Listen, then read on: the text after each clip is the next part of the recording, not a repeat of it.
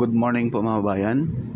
Sa magpalang umaga po, ito pong i-update natin ngayon, itong Alaminos, Barangay Palma, Package B. At pagkatapos nito, pupuntahan natin yung Package A mula Barangay San Pedro hanggang Barangay San Antonio, Santo Tomas City, Batangas mga bayan. So bali dalawang area ang ating pupuntahan ngayon. So atin pong pasadahan itong area ng Alaminos, Laguna mga bayan, Barangay Palma. Kung nabuhusan na po ba ang tulay dito sa area ito. Ito po yung sakop na po ito mga bayan sa Package B. So itong area ng Palma bago magtulay, yan na lamang po no, ang hindi pa na semento dito sa portion ng Alaminos, Laguna. So ayan po mga bayan sa unahan. Napakagandang view. So ito na po yung tulay mga bayan. So ngayon hindi pa rin siya nalatagan ng concrete cement. Yung mga girder medyo halos 2 buwan na po yan na i-install dyan. Pero sa ngayon ay wala pang progress po. No? Medyo matagal-tagal na rin po na ilatag dyan mga bayan. So abang-abangan na lamang po natin. Yung kaharap sa ating camera ay approaching na doon sa Barangay San Miguel, Alaminos pa rin, Laguna. So yung kanan, yan na po yung Alaminos San Pablo Bypass Road.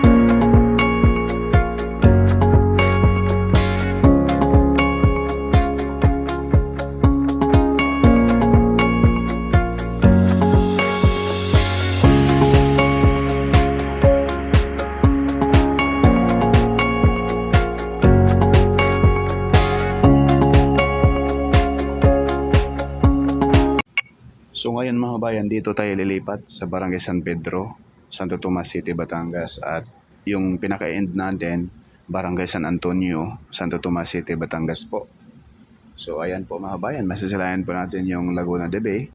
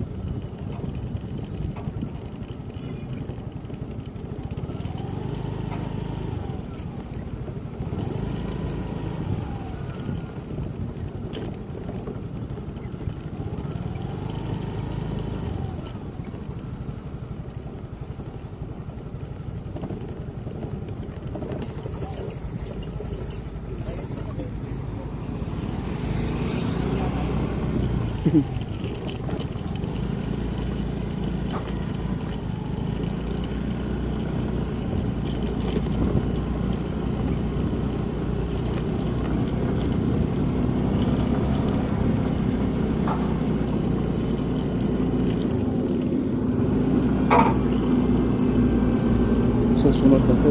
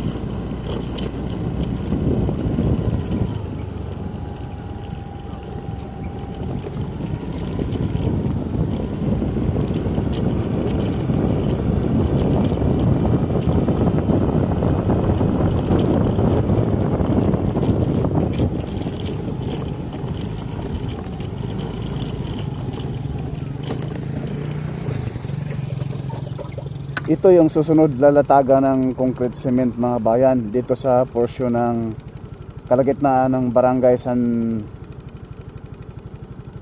Pedro, Santo Tomas, Batangas at Barangay San Miguel. Yan, San Miguel dun sa kabila. Oh, sobrang kinis na. Pag-update natin dito ulit, baka next month ay ito ay simentado na.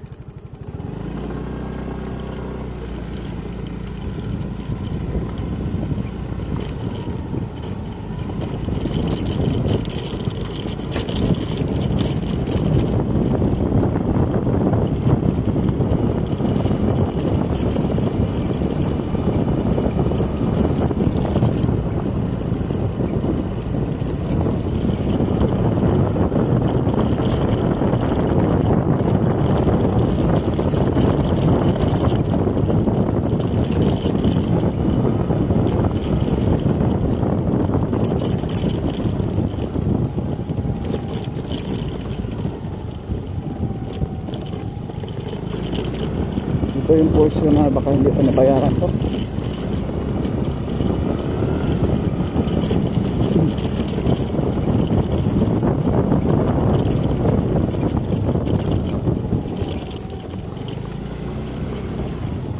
Hanggang ngayon hindi pa magawa-gawa nila.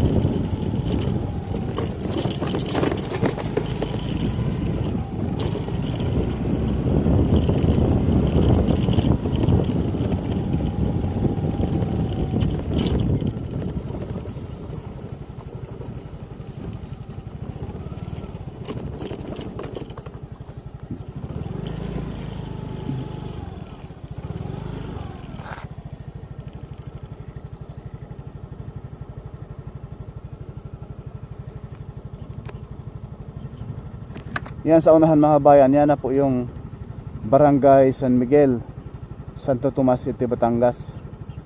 Dito magkakaroon dito ng tulay.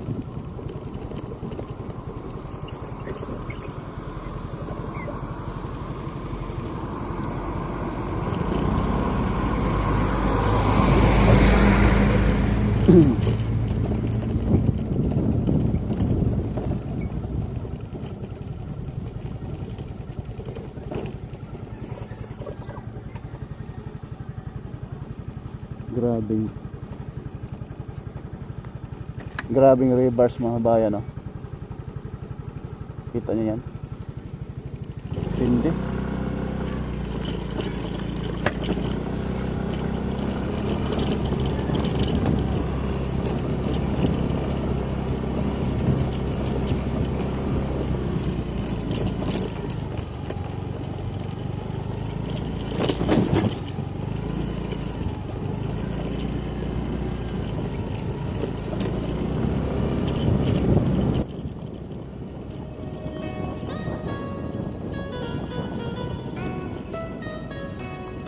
Dito sa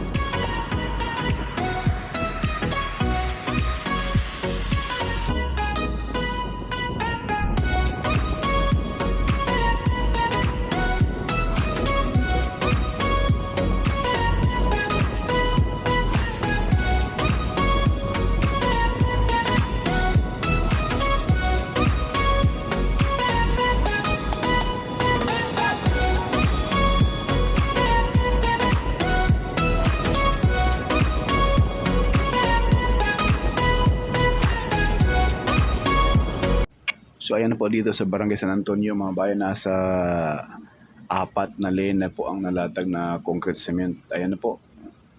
Full blast na po rito ang paglatag ng concrete cement mga bayan. Dati po na semento rito 1 lane lang sa gitna. Ngayon ayan po halos nasa 4 na lane na. At itong package ay marami, halos 3 barangay na po ang kumpleto na po ang paglatag ng concrete cement, no?